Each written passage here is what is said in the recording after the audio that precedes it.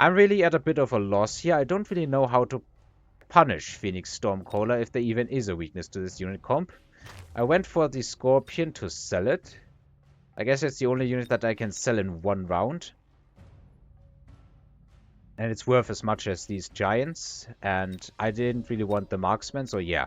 That was the natural choice here. And I decided to sledge it out harder. My opponent, very fortunately, sells the Scorpion. He could have just kept it, but I guess he's relying on the Phoenixes for that. Meanwhile, I put range on the sledges. I do also have range on the Phoenixes. And I'm thinking this should be a good amount of delay against the Phoenixes. And the Stormcallers will not do as much fire damage as they probably hope. My opponent is going for Wasps with range, and I decide that, you know what, he oils me, I oil him back. Let's see who can oil up the other guy sooner and faster. If I had the money, I probably should have also picked the mobile beacon and beaconed those out of the oil range, but I didn't really do that. I instead wanted to try how well loose formation does into this kind of board.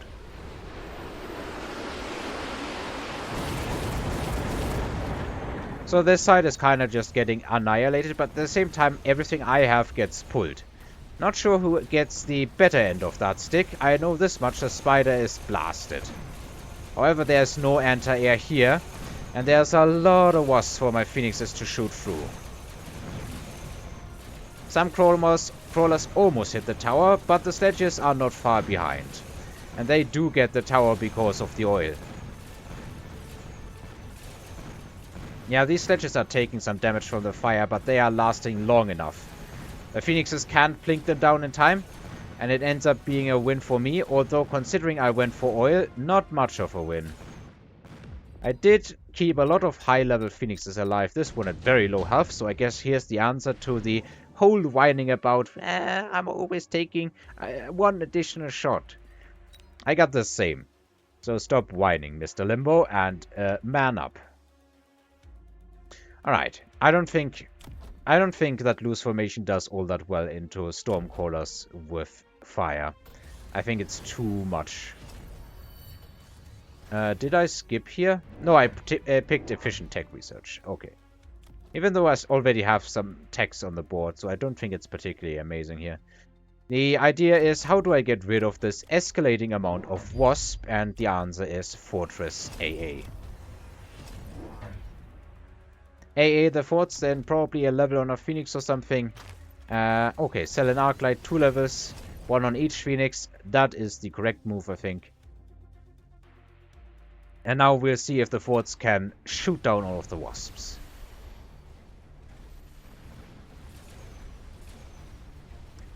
I probably need some chaff in front here, looking at things. Anyhow, decent hits landing. Both the Phoenixes and the Wasps are really countered here. At least starting to get really countered. I can't yet spam forts, however many I please. Higher level Phoenix goes down and basically levels this fort all by itself. Did he pick range? No, he did not pick range on Stormers. This round looks kinda rough for me. I'm not capable of dealing with my opponent's Mass Wasp efficiently enough yet. I didn't have the amount of fortresses needed to do that, and I dropped down to about 1.4k. Another intensive training in Orbital Javelin, heavy armor.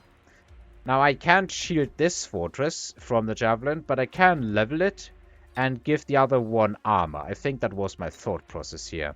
I don't think Javelin will do all that much here. Like, what am I gonna do? Javelin some wasps? I don't think that's worth it. Well, I picked it nonetheless. I guess I have 2.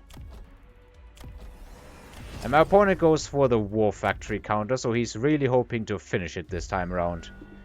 I do decide to Javelin. And this should get the Phoenixes, I would hope. And this should get the other Phoenixes. And then there's basically not much left in the air. And then I decide to triple drop the fortresses. Ah, I sold this one. Okay, that was my plan. I sold this one, put some forts down. Now I'm really stacking on one side, and I think that is the correct move. I didn't know my opponent was going for the War Factory, but I think this is a strategy in Standard that you use. Then I mobile beacon my stuff around and get temporary upgrades. And I have $100 left. Probably, yeah, a level on the sledges. Alright, this is kind of the do or die round in a sense for me as well as my opponent. Because after this, he's going to be down 400. Phoenixes get destroyed. This factory actually did take a good amount of damage.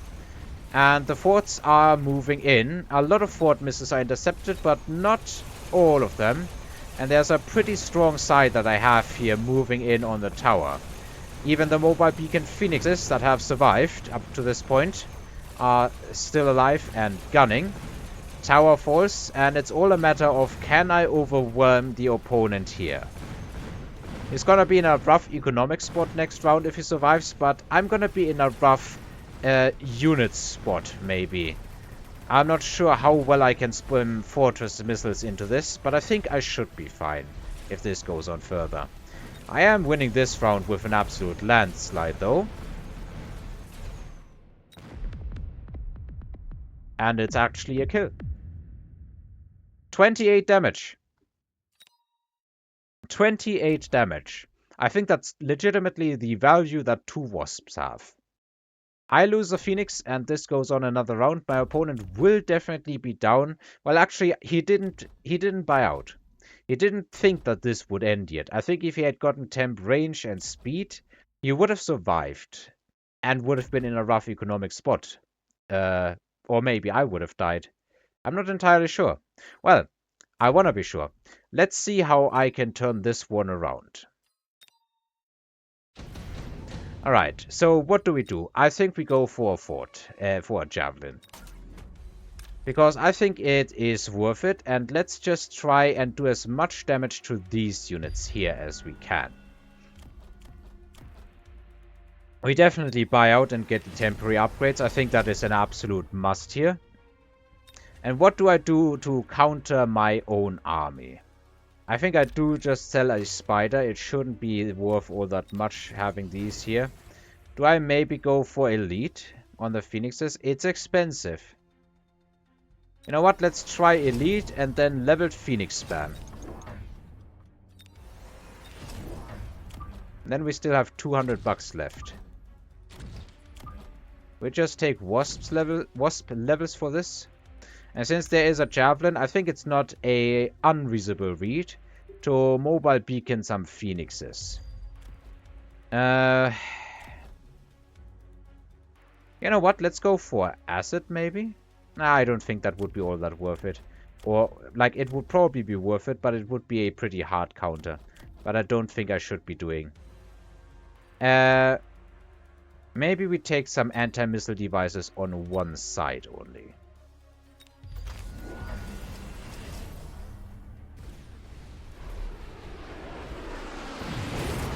I don't even hit this one.